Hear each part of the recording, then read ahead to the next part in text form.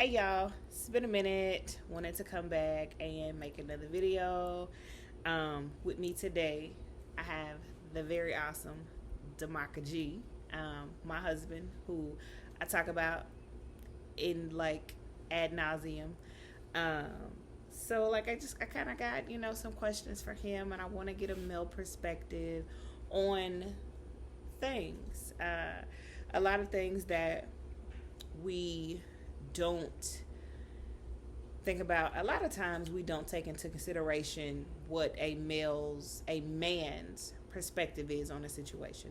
We're quick to say this relationship or this family fell apart and it's got to be his fault, because 9 times out of 10 the dad or the man is the one that is leaving and going on, and then the woman is either forced, chooses to raise the kids on her own, because it's not always a forced situation, and it is sometimes a choice. You do have some women that would rather, if you're not gonna be with me, you can't see your kids. So a few questions for you, sir. Okay. What does marriage mean to you? That's heavy. Marriage is a covenant. Some people say it's a covenant between two people, but it should be a covenant between three entities. So, for instance, based on religion, it should be, you, me, and God. Mm-hmm. It's like a trichord, if you will. I think that when you engage in that endeavor, you should believe that it's something for life. It should be something that is eternal, that you choose, willfully every day to commit Absolutely. fully to that person. And that means sometimes even, for a male, putting everything that he may have or he may want or he may need or think he wants to do on the back burner or to the side, in order to not appease but provide for his wife, his spouse. I think that those are some of the, I guess that's what we need. Protect, provide, and love and cherish. And those things have to happen in an everyday setting. Like when you have a family, like we do, we feel like they need to see that every day. Absolutely. They need to know that, there's always love, even in disagreements, even in, those stand apart moments.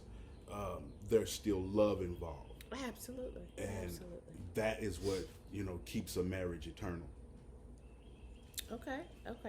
So, what kind of marriages did you see growing up? Okay. Well, immediately, we'll try to do this in layers, I guess. Immediately, I saw my mom and my dad. And when it was good, it was good.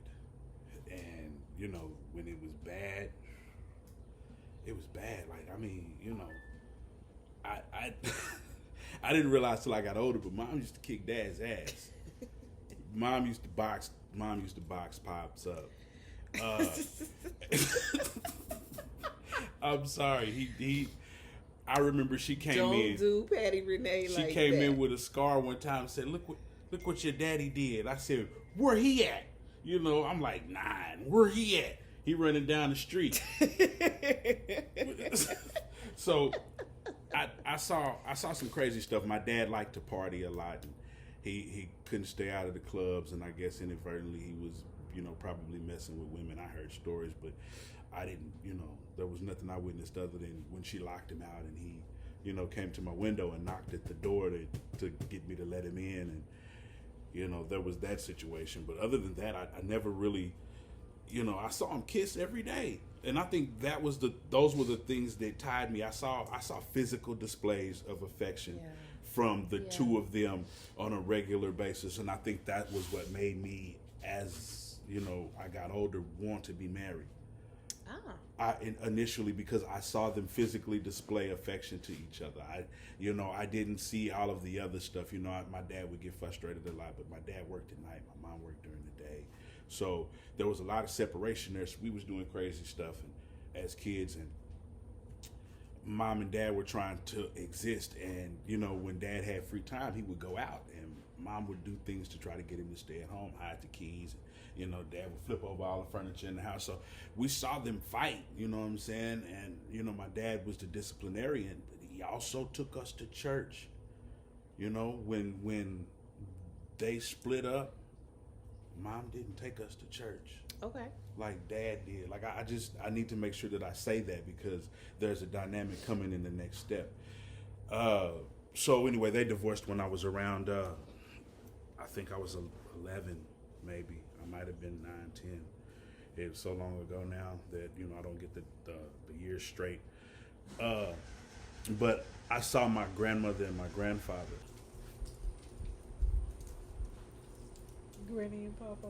Granny and Papa.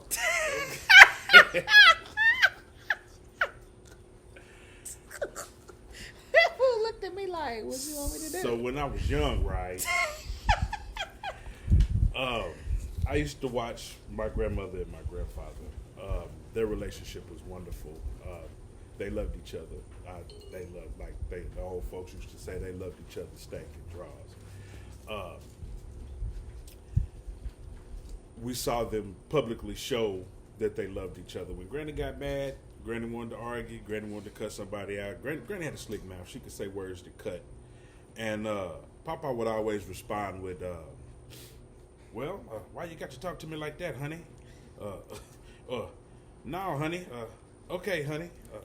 I didn't want to do it like that, honey. How you want me to do it then, honey?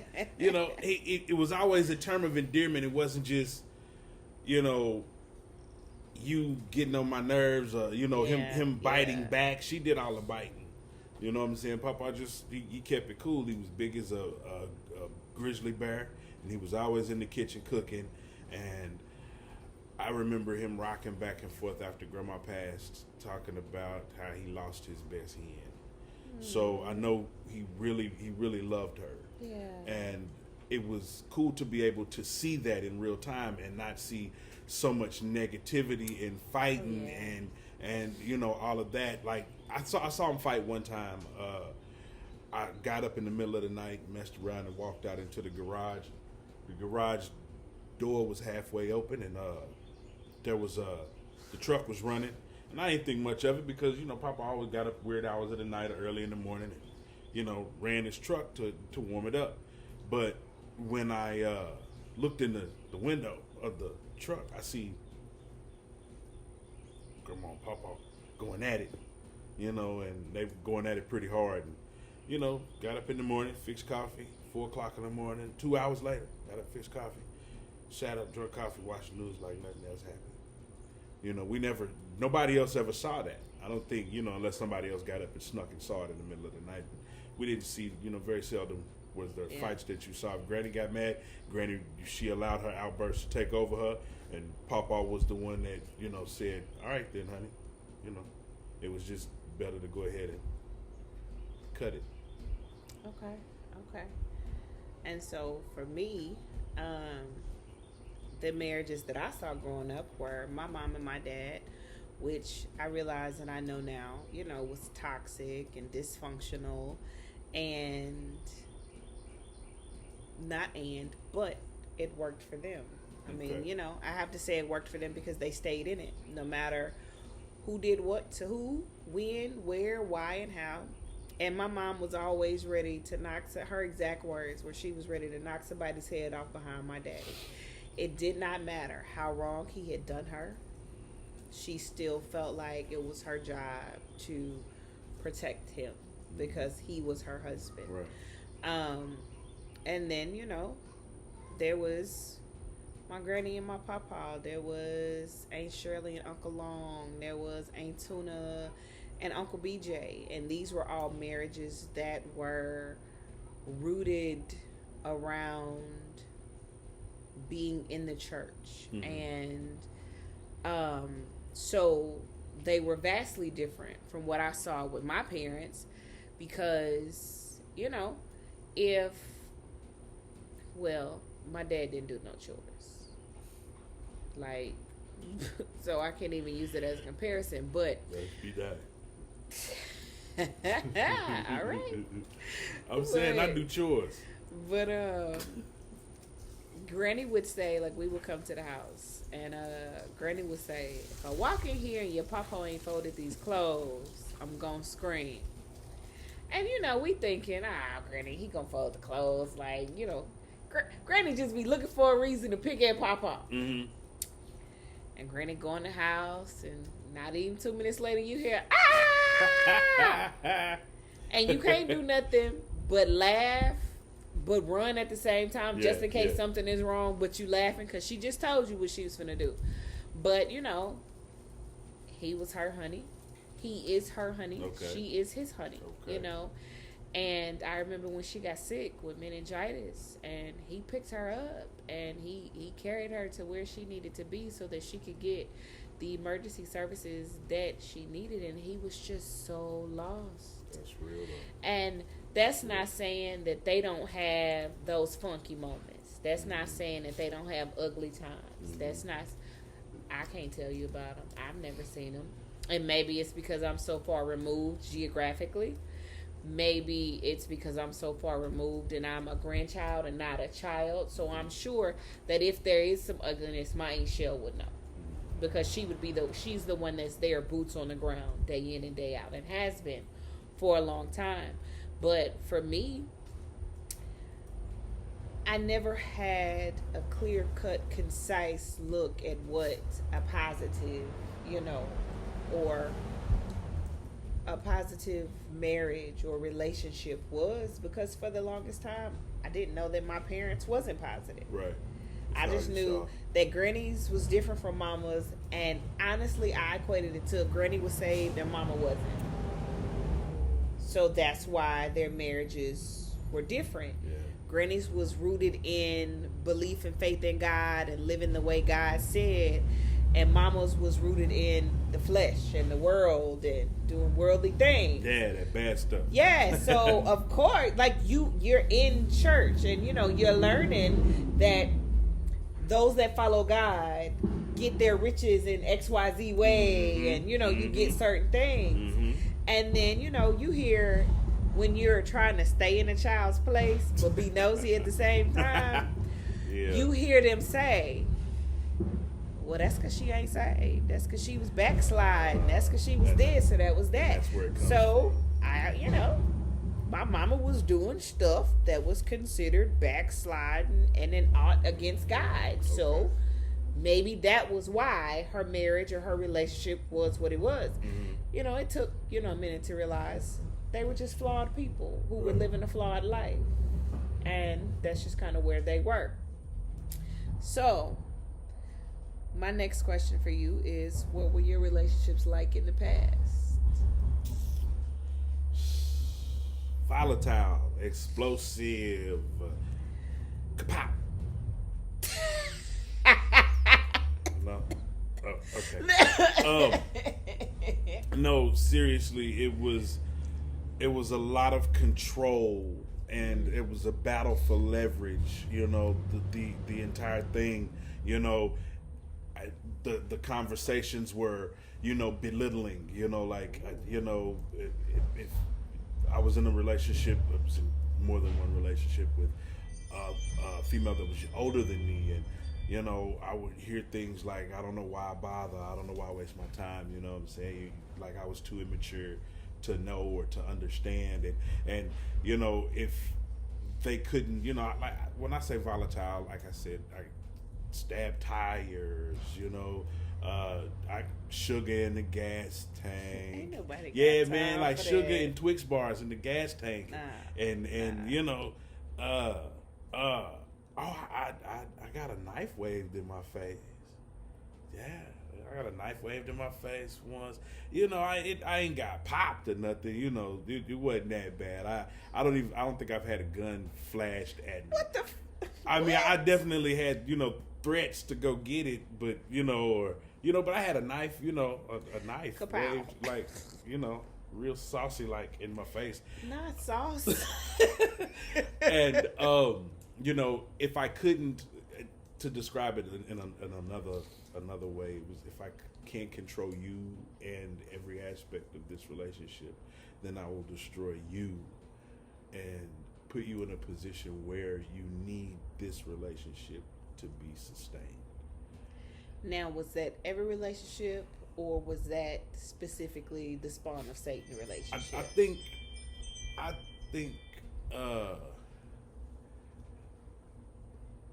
think most of them had control situations.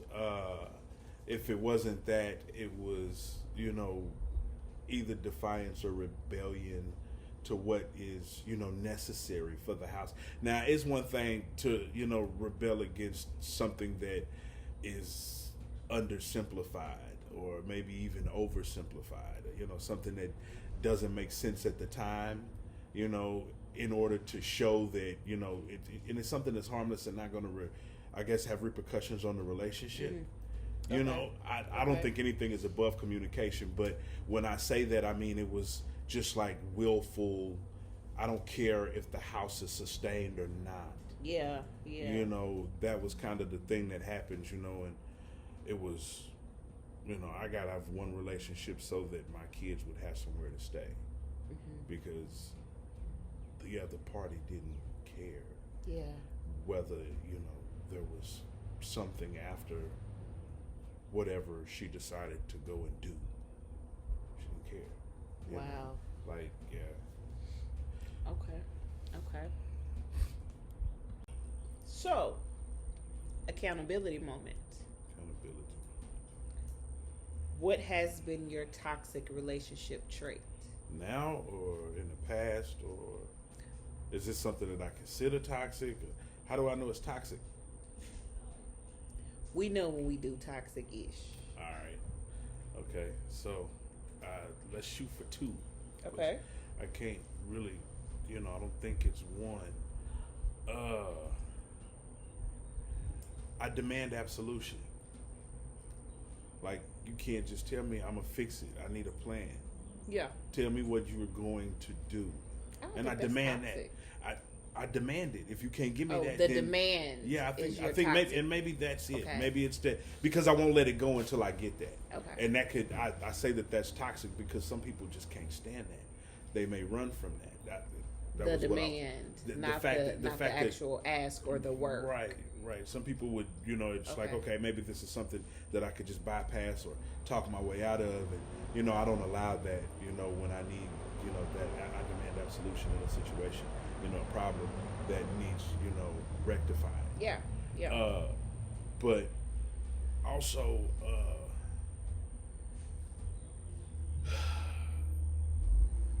my tongue ain't got no mind.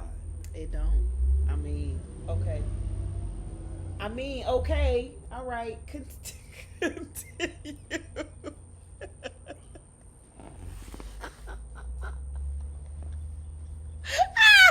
sorry. You told me we was gonna come out here and discuss some things. You still gonna be my friend? I'm trying to see how we remain friends, because I feel like we at a table of a color. Nah. Okay. Okay, so let's try that again. Mm-hmm. I don't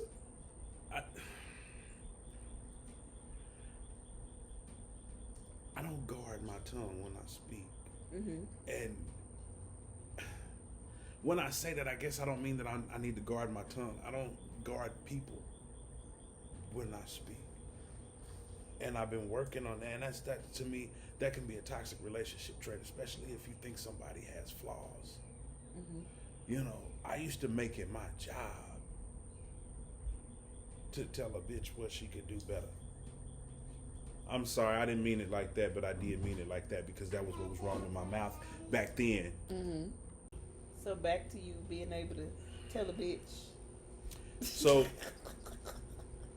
what I mean is, it's kind of like you remember that Martin skit where he talks about the husband who gets drunk. Now, mind you, I'm not drunk. But he gets drunk, and he comes home, and he starts drinking some more. He gets her to pull up something for him, and then all of a sudden he says, "What happened to you?" You know, you said you was going for the Halle Berry look. Halle Berry don't look like that. What's my problem is I don't be drunk when that happens. You know what I'm saying? Like, it would be, times where it was verbal warfare unnecessarily. Yeah. And I would do anything to be good at it. And, being good at it and understanding that there's no need for warfare in the first place is how you actually engage in the warfare. They're two totally different fields. Yeah. So what I'm saying is I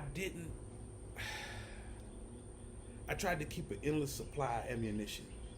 So if you felt like you was this day and I didn't feel like that, I'm saving that.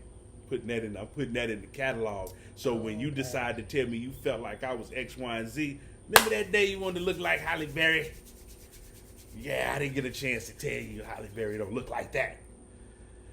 And I was okay with that. I didn't care how that stung people. Yeah. And then when they, you don't realize how many pieces, or if you are not taking little pieces away from somebody, and it makes them love you just that little piece less. Just that little piece less. Just that little piece less. See, some toxicities are slow. They're not fast. True. And we never think about that. Some of them blow up. Some of them are slow. They eat away at you. Yeah. Yeah. And then others is just kaboom, or somebody says, "I just can't do this no more." Yeah. Yeah. Wow.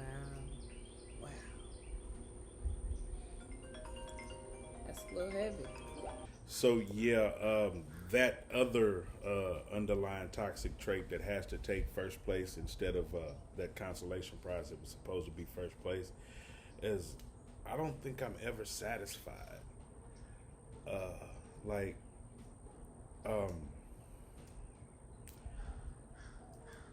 My past relationships, hell, and I think even at times in this one, I found my significant other just tired of me wanting so much of something, and whatever that something may be, whether it's physical intimacy, and it's like, I don't feel like doing it every night, or every other night even, or conversation. Nobody want to sit up and talk too damn much, or just being in each other's presence. Who said Some of them. That? Some people don't say that. They just sit there and say and act like they hear you, but they really don't be hearing you. I do be hearing you. Or go to sleep while you're talking to them. I don't be sleep. I be listening to you. I be while you're talking to them. Mm-hmm. And then get up and start trying to talk about what happened on TV, but that's not what we... Anyway. I guess... if I was to critique those responses in the way I would critique, I would say that they considered me gluttonous, maybe. Because, if I wanted in abundance. Like, to me, I thought that was how you showed me that you were mine, is that you gave all of whatever that specific thing or multitude of things was until you couldn't give them no more, each and every day. And that takes away from what specific roles you may play in a family or in a relationship. In real life we have to do things like work, or probably eat, or even visit family or something like that. And ain't nobody got time to be laying up under you, listening to you beg for this all the time, or feeling like they have to give you this all the time. No, I don't think I begged. I just think, if I have to ask more than once, that's what I consider it. Okay. So, if you could take back, do over, or apologize for what you now know was an instance of you being toxic, what would that be? Like, what would that thing that you said, hey, my bad, like, what would that thing be?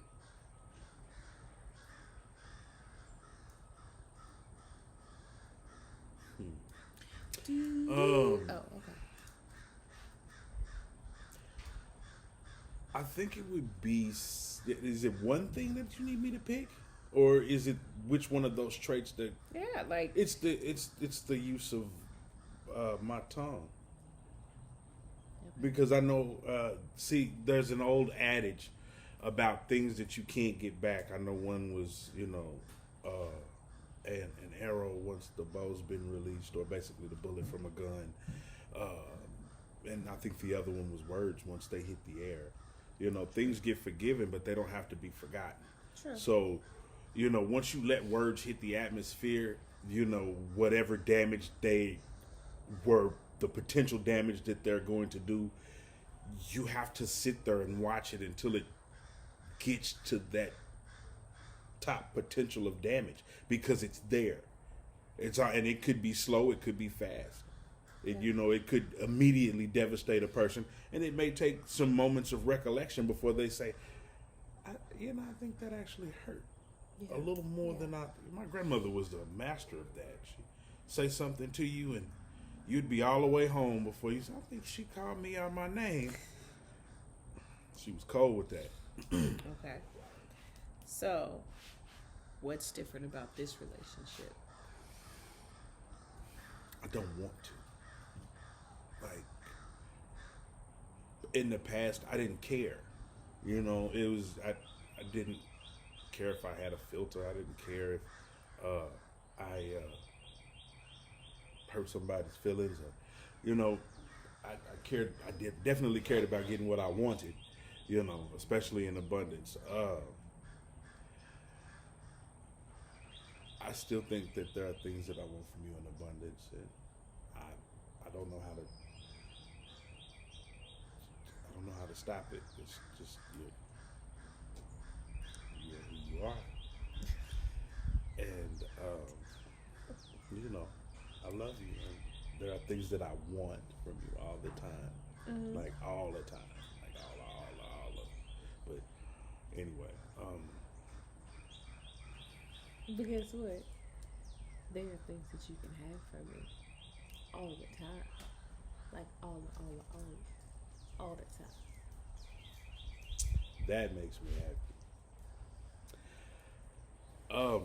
But the difference here is I want to I want to be more in tune with you. I want to understand you more, and not be a burden or a factor of stress, or a point of anger or aggression, or resentment even. I don't want to be there. I don't want to have a day where you wish that that day could be erased from any day that we've ever had. I want that. I can't say perfection, but I want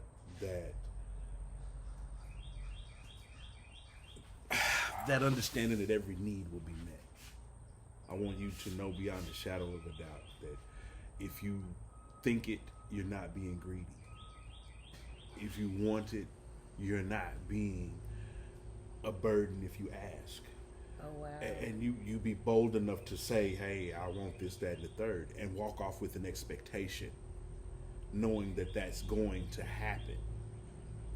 And it be anything, some things, especially things that you are like afraid to say or ask me for. Yeah. So that's the difference here. I want to know who you are, every day, and who you grow to be. Yeah. Every single day, and I want to be able to meet that person where that person is. Okay. And it's because it's you. More than anything, it's because it's you. Better stop all that slick talking to me, man. I do what I must. So for me, what's different about this relationship is just gonna glaze right on over that toxic trait part. Oh, you want me to answer that? Okay, so That's y'all people. I almost flipped you off. I almost flipped you off. So I think one of my toxic traits is really more toxic to me. And it's the people pleasing component of me. I want to make sure that everybody's okay. I want to make sure that everybody has what they want. Yeah. I want to help everybody. I want to do for everybody. And even when they don't do for me, even when they don't show me, that they give a dang about me, I'm still willing to do because I believe in you, Sally. And I think another toxic trait I have is my need to want to fix everything.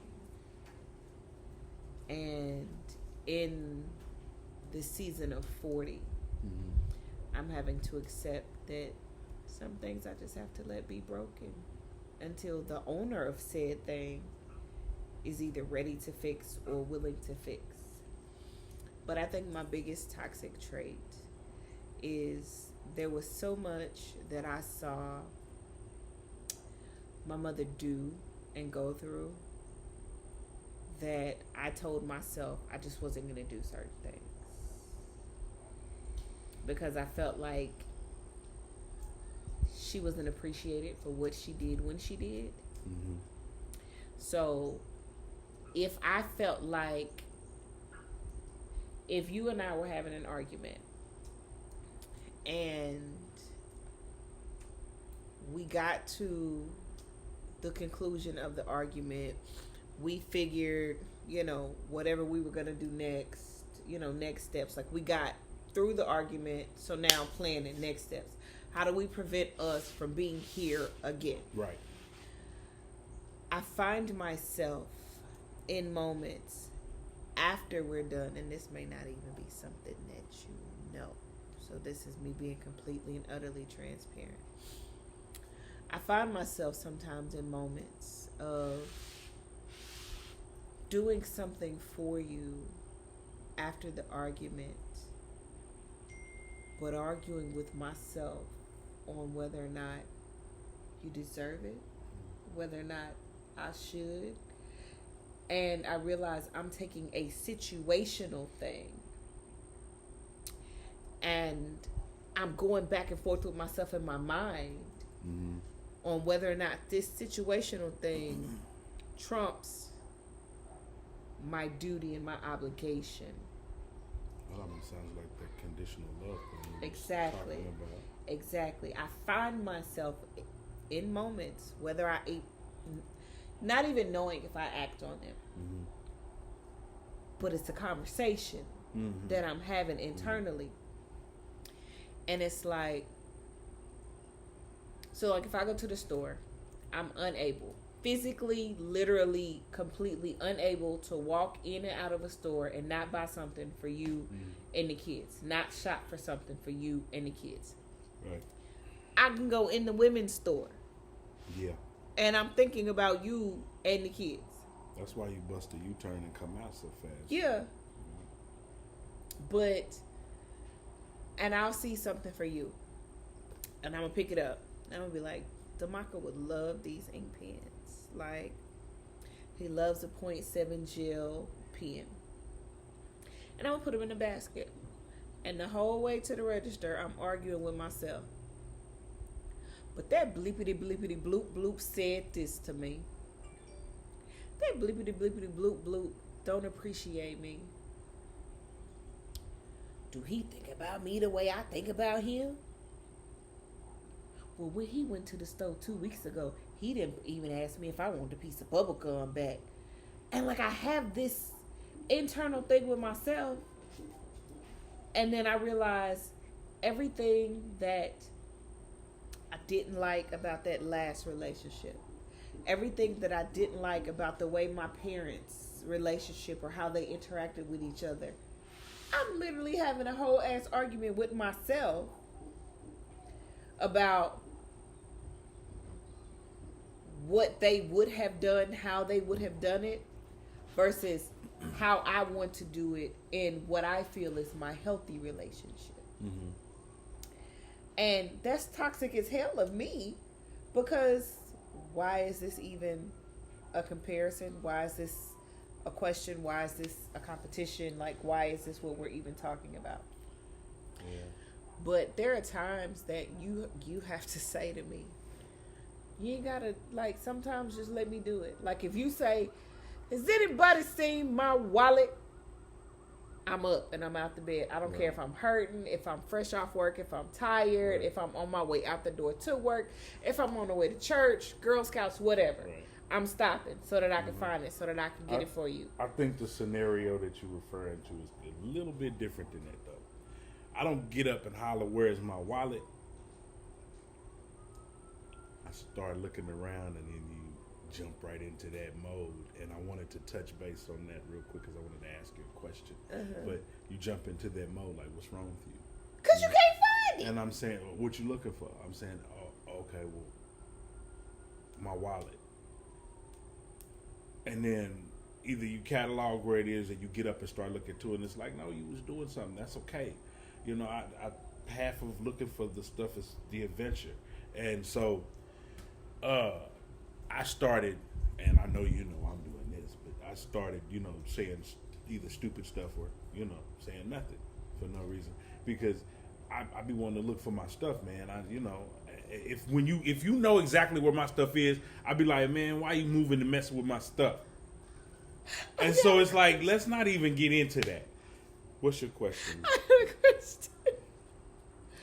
So, like today, while I was at work, and you looked for your medicine that was in the hygiene bag, and then you realized when I said it was in the hygiene bag that you didn't know what a hygiene bag was, but you had been in and past and through the hygiene bag all day long. So, in those instances, you don't want me to just get up and like get it and do it, or? No, I'm not saying that. I'm saying that you brought up a scenario where I asked. I would be hurt if I asked you to do something and you just was like, and just kept scrolling, whatever. But that's not the case. That's not the case. We were talking about something where you jumped up and said, what are you doing? I don't have a problem with if I say, hey, where's my wallet? Have you seen my wallet? Like, you just brought up the medicine, right? Did I ask you about the medicine? Yes, when I absolutely asked you about the medicine, right? And then I told you a story about how I walked past that medicine a million times. And then you bring me on TV to tell everybody how I'm just this, you know, mental basket case that can't find nothing and wouldn't know what to do without you, which is absolutely the story of my life. What would I do without you? Listen. Really quick, I want to ask you this question. You were talking about the toxic traits. The first two. Come on. Maybe I don't know if I want to touch the third one, but the first two. Do you think that they set you up for abuse? Yes, I do. And I never realized. That's why you said they're toxic to you. I never realized that it's abuse until I get somebody else's point of view on it. For the longest time in my life, that abuse was framed to be family helps family. That's what you're supposed to do. And so that's what I did. That's what I allowed. Because that's what family's supposed to do, right? And I realized that's pure toxicity. It depends on how it's used. And it's idiotic of me to allow it to happen, especially after I've been able to be honest with myself and say, you're talking about you when just family don't- guilts you into doing Yeah, something. yeah. Okay. Yeah, that's definitely abuse. Yeah, that's definitely And abuse. it's my toxic trait because I fall for the damn Kool-Aid. I take at least 2 sips of the Kool-Aid every single time. Yeah. And by the time I get ready to hit that third swig, I be like, This hold is up. not right. Hey, babe, you remember when I told you Sally said, Mm-hmm. Yeah. and then that loose tongue of Right. yours goes into play, and I be You like, get the you damn right. Get the We ain't dog and doing Sally. it. Get the dog and Sally good, boy. Yes. Hurting Sally's feelings. But for me, what makes this relationship different is it's work, but it's fun. It's light and it's easy. And there are days that it is heavy. And there are days that it is hard. Mm-hmm. But it's not so heavy and not so hard that I don't want to try, that I don't want to give, that I don't want to do. I get up every day happy that it's another day that I was given by God to wake up next to you. And whether you wake up after a good night's sleep, whether you wake up after a bad night's sleep because I was stretched across the bed, whether you wake up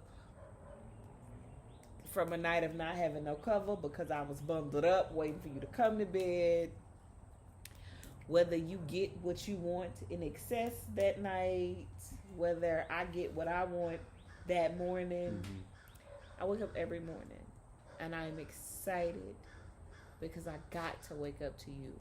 I get to choose you every single day. And there's not a day that I ever wish that it wasn't you. There are days that I wish I could have found you sooner. Oh, ain't that the truth? Lot of days that I wish I had gotten to you sooner. But this is floating on clouds. This is, that whole cloud 9 feeling. And even when it's bad, it's never too bad that truly makes me want to give up. Yeah. I feel the same way. I may, no matter what I say. I may threaten to sell you on Craigslist for, an unobtainable price, but nah, like this is it. This is that relationship that I wanted and never knew. It's literally the best thing that I never knew that I needed. It's everything. Well, I think that maybe you were supposed to wait for me to get all of the sense that you could, be able to work with before you got a hold of me. Maybe that was what took so long, because I would have probably been chopped up and buried somewhere. Gone. Now.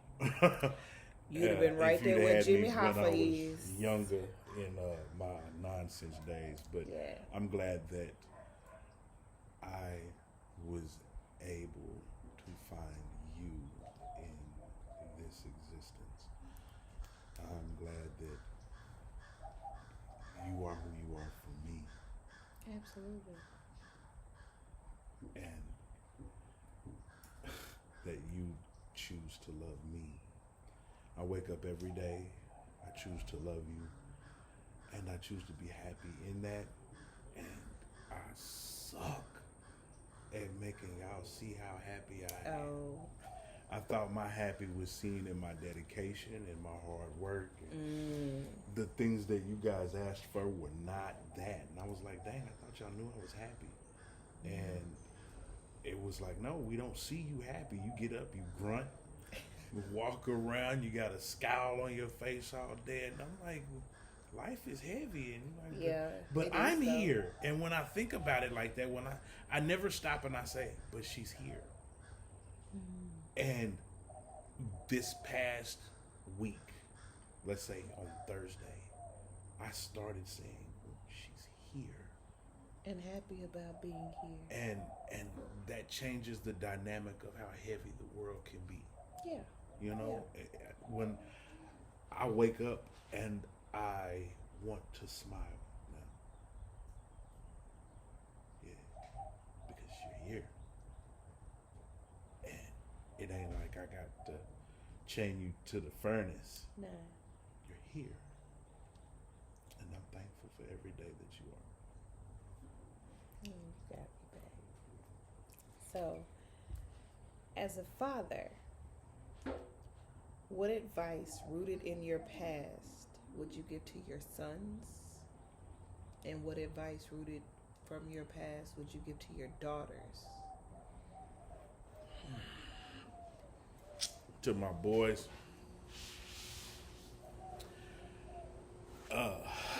honestly speaking, and from a man's point of view, I know better than to tell them not to do anything. Even though I know it could be very detrimental to them. Mm-hmm. It's better to tell them, the pros, the cons, and give them, some advice. So what I would say to them as far as, I guess we're sticking to the subject of relationships. Mm-hmm. You got a whole lot of life to live. Take your time. Don't pick in haste. Don't pick because you feel like you have to. Find a friend. Absolutely. Don't go looking for a relationship. Look for a friend. Look for friendship. And don't stray from your goals, because everything will fall into place if you stay steadfast in what you're doing, and not pay attention to distractions. The rest of it would be sexually explicit. I probably couldn't say it on here. Yes, no. So for my ladies, Like as a mom, I don't want to do that. My young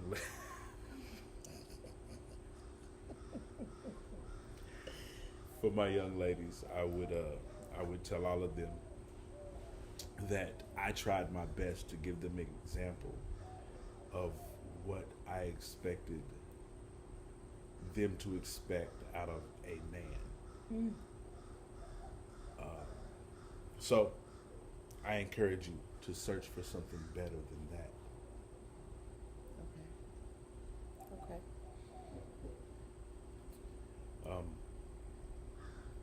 Yeah. Of course, I tell all of them to listen more and talk less, because that's probably one of my other toxic traits that I probably passed down to them. So I think my advice to our sons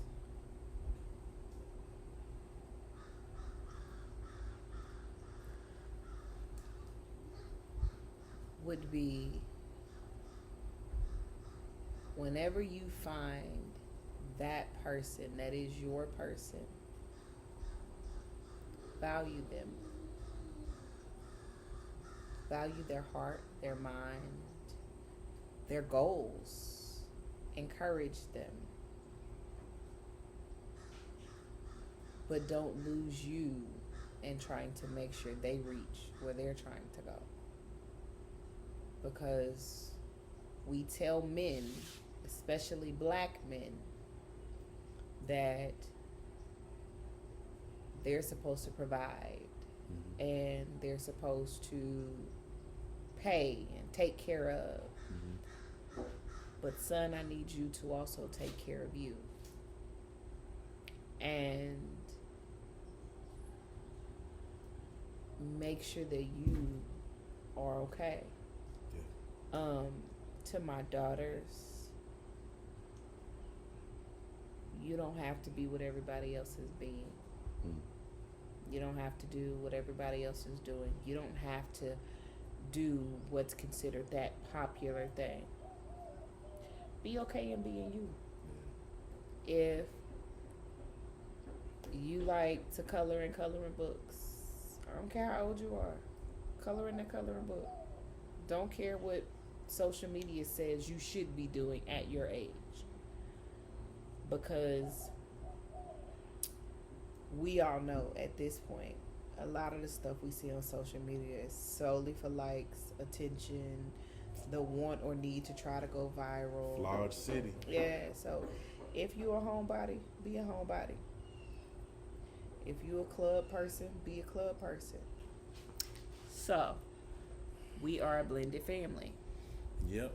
And as a blended family, I wanted to know how the blended family was going to work in your head versus how it's actually working for you in reality. Okay. Well, in my head, it was the whole package deal. You love mama, then you love on baby a little bit. Baby grows to love you, and then it's one big happy family situation. Uh, I was a stepdad before I was a biological dad. So at 15, I was, taking care of a 2-year-old kid, and buying clothes, making sure we had hamburger helper and all that good stuff. I put them in an apartment, and it was cool until it wasn't. Just one day, she woke up and started calling me D. It's just like, hey, D, what's up? And you ain't making no Pop-Tarts today, D? What's happening with you? And I was like, when did this start? Yeah. And then it was, that was the reality, and it went from that to I was in a relationship with a woman who had a few kids, and they would do little catty things like sit in the back seat and say stuff like, you remember that guy that worked at AutoZone? Yeah, he was real nice too. I wish mama would still talk to him.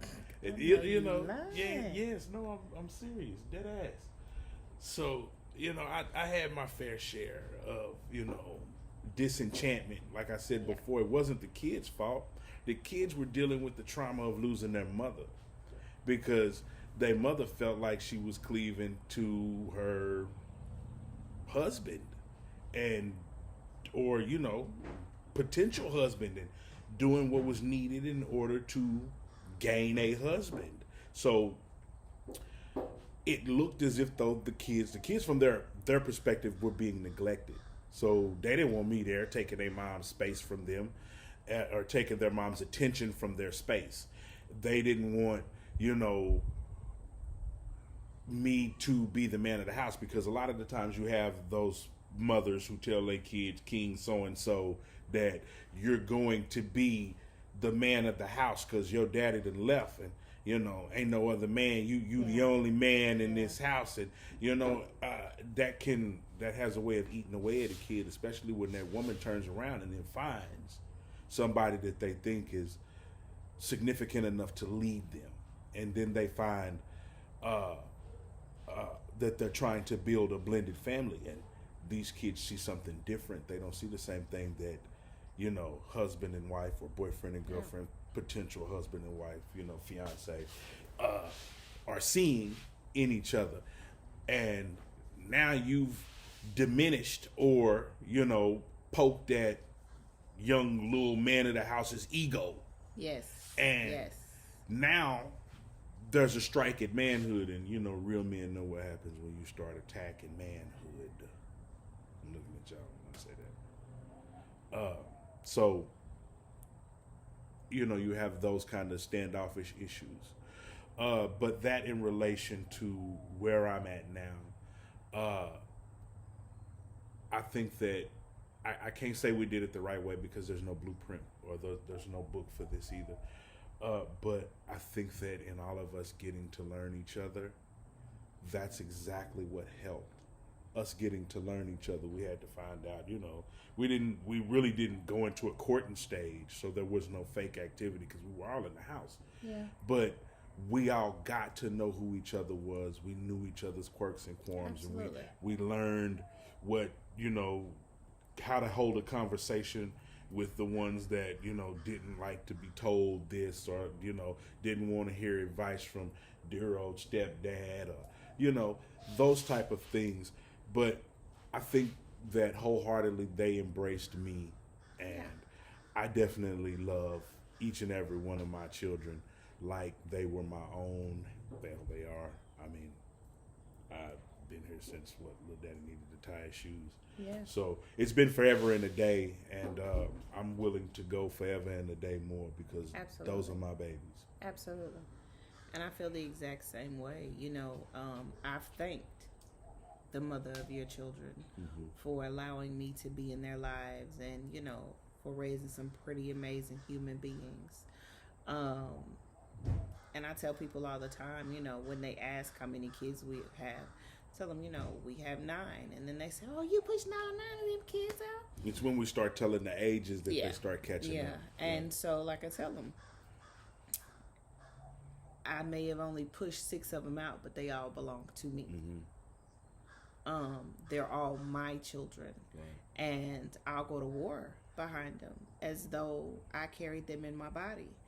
But I love the fact that though everybody had their own set of growing pains, I feel like the kids on both sides have been open and welcoming, and even when it was confusing, even when they were trying to figure out if they were being disloyal to the parent that wasn't in our home. Right. Outside influence. They took those outside influences. They heard what was being said. They still kind of soldiered through and didn't allow that to break the bond that we were trying to build as an additional unit. Right. But just like you've said to my bio kids and I've said to yours, I'm not trying to come in and replace your parent. Exactly. I'm literally just trying to come in and be a support. So if you need me, I'm here. So like I know that there are times that Ari and I will have conversations that have absolutely nothing to do with you until you and I have a recap about it. And I know that there are times that you and Jonathan have conversations that have absolutely nothing to do with me until we have a recap about it. And I love the fact that you love our children the way that you love our children. I love the fact that you don't make differences in the children. And I know that sometimes that may mean you're even biting your tongue when one of the kids, like you have this thing that you say, what's in the bucket, what goes in the bucket first is going to come out the bucket last. Right. And we think about that in terms of the good stuff, but we also got to think about that in terms of the bad stuff. So that's a good point. Some of the toxic things that those older kids were able to see when they were younger between us and the other parent are things that are sometimes in that damn bucket. They in that bucket. You're right. And there are times that bad stuff comes out that bucket and it's kind of like a who raised you? But it's like you kind of having to bite your tongue. Because you see it. Because you want to say, oh, yo, bleepity bleep. But the reality is, I think that we have cornered our way to deal with those moments. And it's not always easy. It's not always, the funnest moment. It's necessary because we're their parents. We're not their friends. Like you said, Mama told you. Job to do. There's a job to do, and my job is not to be their friend. Nope. You can't. You don't have plenty of time for all of that closeness and advice giving when they're adults. That's exactly what I was getting ready to say. Once you hit adulthood, then I'm not telling you what to do and how to do it. I can give you my opinion. I can give you some advice. And you better hope I don't give you a I told you so when you do the opposite of what you asked me. Oh, it'd be difficult, don't it? But, I thank you for loving me and loving our children. And I need you to know that you are absolutely, positively appreciated. Like I said in my wedding vows, the man that you were, the man that you are, and the man that you want to be. That is the man that I fell in love with. That is the man that I choose to love every day. That is the man that I fall more in love with every day. And I thank you for being that man. Thank you. You ain't got to thank me. Oh yeah. No, I need to thank you. That was dope. That's my heart, man. I love you. I love you too, baby.